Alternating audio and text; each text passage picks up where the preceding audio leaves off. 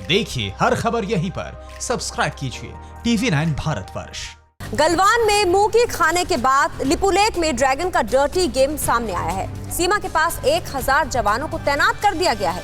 पेंगोंग में ड्रैगन के खूनी साजिश का प्लान हो गया है एक्सपोज्ड। नेपाल पर चीन का बड़ा माइंड गेम क्या है? LAC पर तनाव से जुड़ी 9 बड़ी खबरें देखिए टॉप 9 भारत चीन टक्कर में।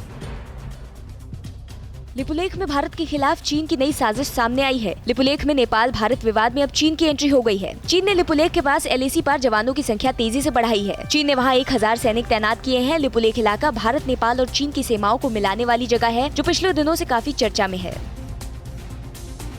पैंगोंग झील के पास चीन नई चाल चल रहा है। उसमें यहाँ पर सैनिकों की संख्या तो बढ़ाई ही है, साथ ही अतिरिक्त बोट भी तैनात कर दी है।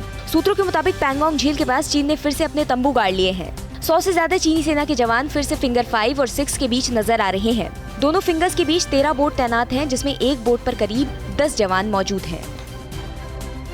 चीन के LAC से पीछे हटने के झूठे दावे को देखते हुए भारत ने भी फैसला किया है कि वो लद्दाख में अपनी सेना की अतिरिक्त तैनाती को बनाए रखेगा।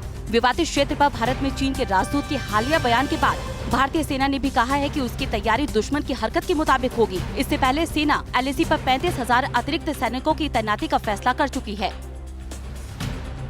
चीन की भारत को घीदड़ भभकी। चीनी सरकार के मुखपत्र ग्लोबल टाइम्स में कहा गया कि भारत जानता है कि चीन की सैन्य ताकत उससे कहीं ज्यादा है। वो जानते हैं कि चीन से लड़ाई का उनको कितना नुकसान उठाना पड़ेगा। यही वजह है कि भारत चीन के खिलाफ अलग रणनीति बनाता है, जबकि पाकिस्तान जैसे देश पर सीधी सैन्य कार्रवाई करता है।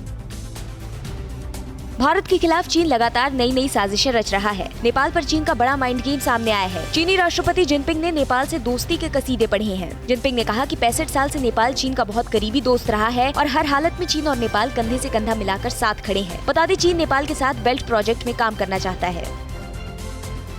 चीन की चालबाजी के शिकार नेपाल का एक और विवादास्पद बयान सामने आया है। नेपाल के विदेश मंत्री प्रदीप ग्याल्वी ने भारतीय सेना में गोरखा सैनिकों की भर्ती को लेकर सवाल खड़े किए हैं। उन्होंने भारतीय सेना में गोरखा सैनिकों की भर्ती के लिए हुए समझौते में भी बदलाव की बात कही है। सेना में 30,000 गोरखा सैनिक हैं। भारत सरकार गोरखा सैनिकों की पेंशन के लिए 3,000 करोड़ रुपए नेपाल को भेजती है। चीन के इशारे पर भारत विरोधी कदम उठाने वाले नेपाली PM ओली के खिलाफ पूरे नेपाल में विरोधी सुर तेज हो गए हैं। काठमांडू में PM दफ्तर से लेकर पोखरा, नेपालगंज और पाटन में प्रदर्शनकारी सड़कों पर हैं। हालांकि ओली सरकार इसे दबाने की पुरजोर कोशिश में है, लेकिन इस आंदोलन को नेपाली कांग्रेस के समर्थन ने ओली की मुश्किलें बढ़ा दी है।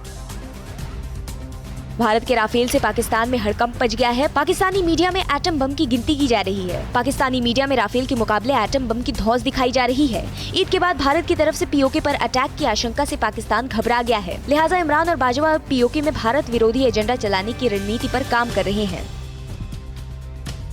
भारत को राफेल मिलने के बाद पाकिस्तान ने इसे परमाणु हथियारों की रेस करार दे दिया है। पाकिस्तान विदेश मंत्रालय की प्रवक्ता आयशा फारूकी ने कहा कि राफेल विमान दोहरी क्षमता वाला है और इसका इस्तेमाल परमाणु हथियारों के लिए भी किया जा सकता है। फारूकी ने कहा कि भारत लगातार अपने परमाणु हथियारों के जखीरे को बढ़ा रहा है और उसे आधुनिक बना रहा है।